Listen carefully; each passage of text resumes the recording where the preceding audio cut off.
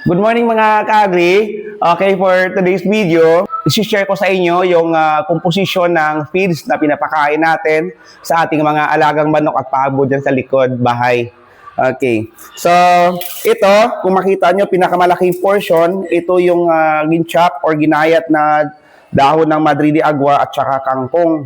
Okay? So, ito yon. Tapos, mayroon tayong chicken grower. Okay, mayroon tayong rice bran. At saka mayroon tayong corn bran. At saka, syempre, hindi mawala yung layer.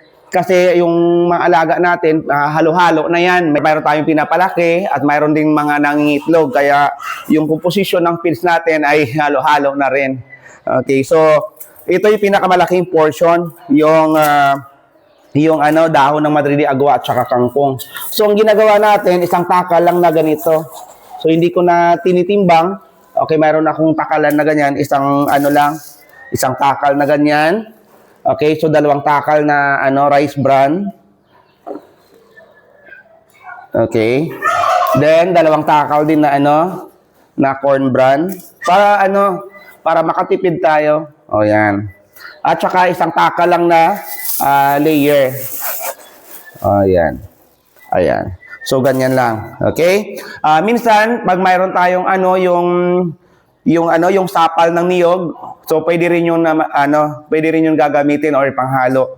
Okay, kahit anong mga dahon-dahon, pwede nyong ihalo, yung dahon ng pechay, yung i-chop lang, kay dahon ng kangkong, dahon ng Madrid de Agua, dahon ng mulberry. Okay, pwede 'yon. At saka yung mga tiritirang balat ng keros, balat ng papaya, pwede niyo i-chop 'yon tsaka ipanghalo kasi maganda rin yung napakain sa ating mga alaga.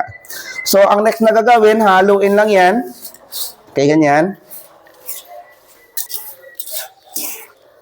Ayan. So, haluin lang ng mabuti. Ayan. So, after na mahalo, okay, lagyan nyo ng konting tubig para hindi para madikit-dikit sila. Basta yung sa practice ko, nilalagyan ko ng tubig. Aywan ko kung sa iba kung tuyo, pero sa akin, or aywan ko sa iba kung dry, pero sa akin, binabasa ko. Okay, so lagyan lang natin ng tubig.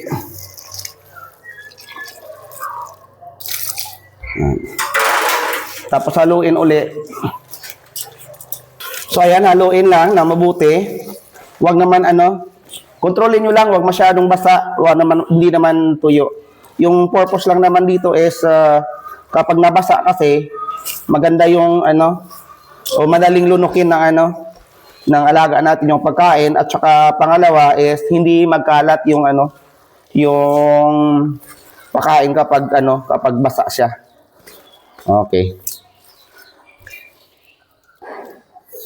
Okay.